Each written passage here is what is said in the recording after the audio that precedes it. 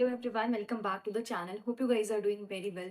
तो आपका आरआरबी का आज का एग्जाम कैसा रहा? किसका कौन से शिफ्ट में था? पेपर कैसा रहा आपके अकॉर्डिंग?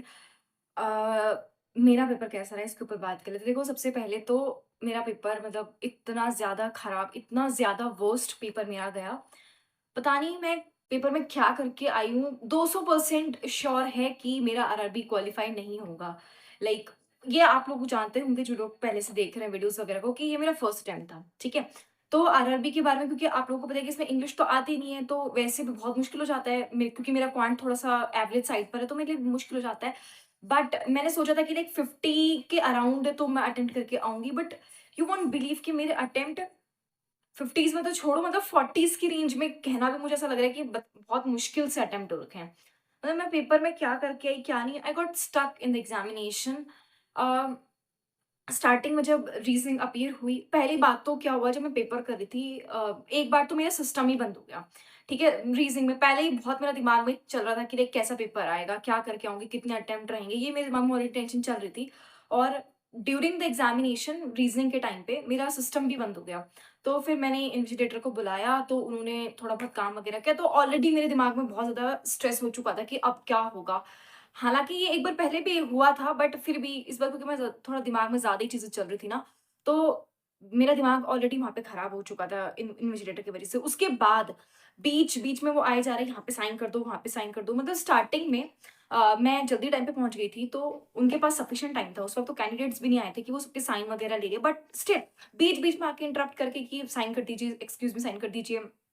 हाँ, मतलब मेरे और मैं आपको कैसे बताऊँ कि मैं जब अपना रीज़निंग का पेपर कर रही थी, मतलब 1-2 बार तो मैं कोई पज़ल थी, शायद 9th फ्लोर वाली पज़ल थी जिसमें 9th स्टूडियो बिल्डिंग वाली पज़ल में मैंने जैसे एक्स और टी के बीच में 2 लोग थे, ऐसा कुछ था।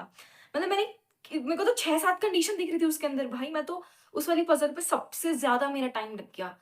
और कैसे, मतलब आई कांट इवन एक्सप्लेन कि रीज़निंग के पेपर में मैं इतना गंदा अटेम्प्ट करके 22 अटेम्प्ट थे मेरे रीज़निंग के अंदर, वर्स्ट एवर।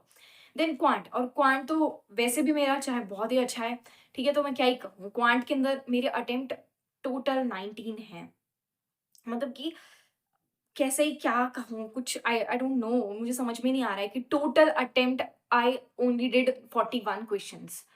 अब कट ऑफ 59-60s के अराउंड जाती है पीओ, आरआरबी पीओ की, और अटेम्प्ट 41 है। आई नो थोड़ा शिफ्ट भी टफ थी, सब लोग बोल रहे हैं, पर फिर भी मुझे इतनी ज़्यादा टेंशन हो रही है अब, क्योंकि 41 मतलब कि इस समय तो मैं अपना लक भी नहीं काउंट कर सकती कि चल एक आधा नंबर ऊपर नीचे हो जाएगा नॉर्मलाइजेशन में, वो भी सवाल नहीं होता।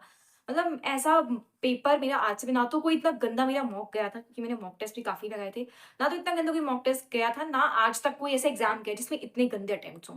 पहली बात तो जो मेरा सिस्टम खराब हुआ ना स्टार्टिंग में ही, वो बंद जो हुआ, मेरा दिमाग उसी मोमेंट से शट डाउन हो गया था। मुझे तो ऐसा लगा कि अब मैं नहीं कर पाऊँगी। मुझे उम्मीद हो चुकी थी कि पेपर शायद अब नहीं हो पाएगा, गया हाथ से। तो मेरे अटेम्प्ट टोटल 41 हैं, रीज़निंग में 22 हैं, क्वांट में 19 हैं। 200% आई एम श्योर नहीं होगा आरआरबी पीओ प्रीलिम्स, और मुझे बहुत ज़्यादा लाइक बहुत, बहुत ज़्यादा डिस्टर्बेंस इस बात से है कि लाइक मेरे रीज़निंग में अटेम्प्ट नहीं हो पाए। ठीक है, आप लोगों का पेपर कैसा गया? कैसी शिफ्ट आपको लगी? ये मुझे कमेंट सेक्शन में ज़रूर बताना। Thank you everyone. Bye bye, take care.